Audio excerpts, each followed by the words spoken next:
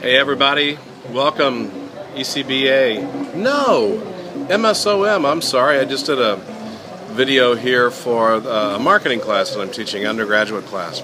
But this is MSOM 601, Lesson 1 review, Lesson 2 preview, coming to you today from the jungles of Costa Rica. Just been out on some of these canal tributaries and saw monkeys and sloths and alligators and snakes and all kinds of cool stuff. It's been a great day. Just wanted to review again Lesson 1 for you and then preview Lesson 2 for you. So let's get going. Lesson 1, the first thing you had to do in the discussion board was introduce yourself. Now, I mentioned in the welcome video that I didn't want you to take this lightly, and here's the reason. Again, one of the things you're going to find out, you're going to have these same fellow students in a bunch of different classes going forward. But then, and this is a true story, by the way, one time I had students who introduced themselves, and somebody else in the class read their introduction and said, hey, you know what? Our company is looking for somebody in a new position that person looks like they may be a good fit. And so they contacted each other, got contacts with the company, sent their resume in, and ended up getting hired by that company. True story. Absolutely true story. So don't take those lightly. Again, I always appreciate reading those welcomes. I also enjoyed chatting with all the new students as well to get to know you a little bit better so that I can help apply the information that we'll have over the next few weeks. The second discussion question this week really talked about ominous story, and it asked you why you thought I used ominous story as part of this class. Now, I'll tell you why.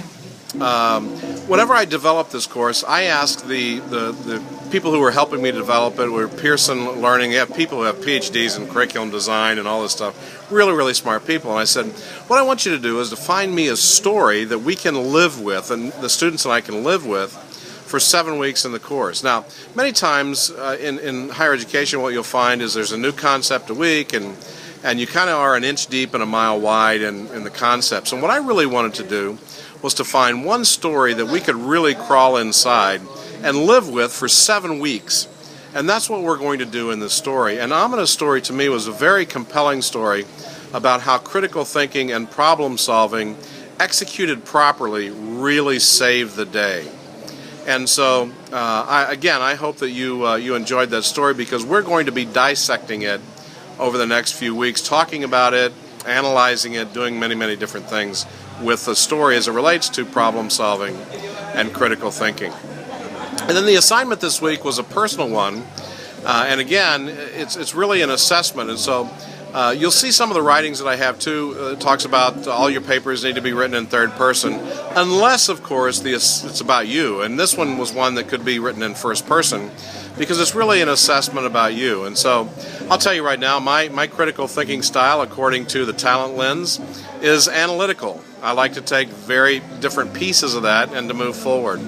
But if I'd have known that 20 years ago when I started in business, if I would have known I was analytical and the person sitting across the desk from me was open-minded, we'd have probably gotten along a whole lot better, because if you're analytical and you have an open-minded person on a team with you, you probably think, oh my gosh, they're not structured, how in the world am I going to be able to work with that person? And on the other hand, the open-minded person is going to look at you and go, man, that person's so structured and so narrow and so rigid, it's a wonder that we ever think of anything new. And so the key message coming out of this is not one thinking style is right and the other wrong, they're just different. And so this thinking style is something, whether you agree with it or not, is something to at least have a discussion, because I believe it's the lens through which you're going to view this topic. And as I mentioned last week, I also think that if all we do in higher education is fill your head full of facts, figures, numbers, and theories, and we don't teach you about you, then again, I think we've failed in really a key piece of education. All right, so that was Lesson 1. Lesson 2 this week starts with a discussion board question about what is the difference between strategic thinking and critical thinking. They are different, and some people who have a business background may have more of a challenge with this than you think. So this is really a compare and contrast thing. So I'm going to put an announcement out there this week that talks about how to really structure compare and contrast type of papers. and hopefully that will help you out. I'll be interested to see how you apply that in a discussion board format, because this really isn't a paper. But again, some of the same philosophies and theories will apply.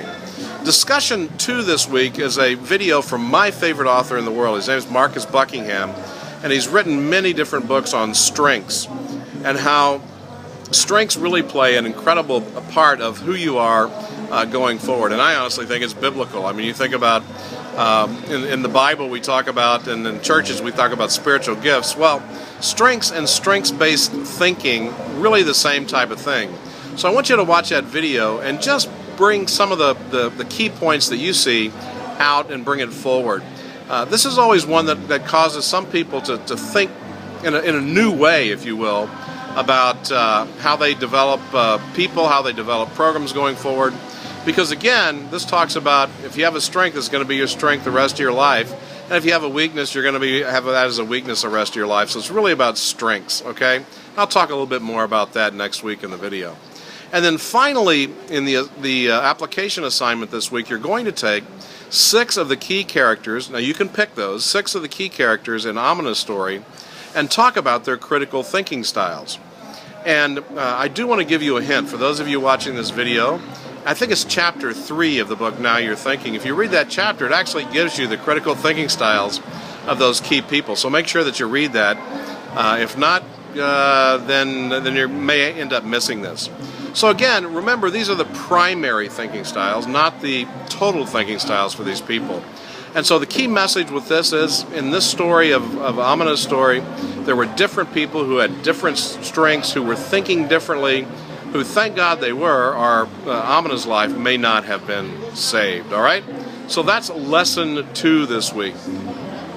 Still doing a little bit of traveling, but I'm easy to contact. You have my cell phone, you have my email address, and if you need to chat with me, make sure you reach out and do that. Study hard this week. Make sure to get the discussion board posts in early.